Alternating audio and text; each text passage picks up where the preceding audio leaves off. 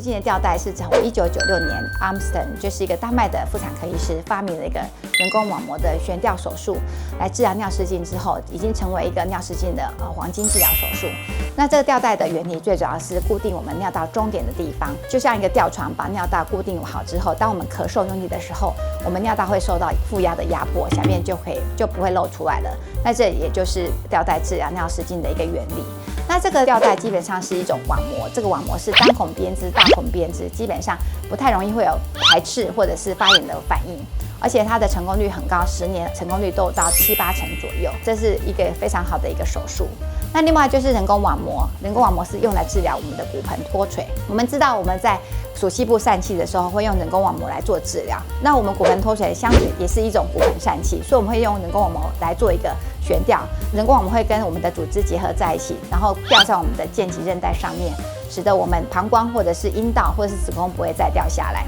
那如果是从肚子开的话，会吊在我们的腱前韧带上面，让把我们子宫跟膀胱及直肠往上拉，就不会再有脱垂的部分。长期的成功率也是非常的好。大家好，我是台北市立联合医院仁爱院区的林志颖医师。下一集我将会跟大家介绍的是如何预防尿失禁及脱垂。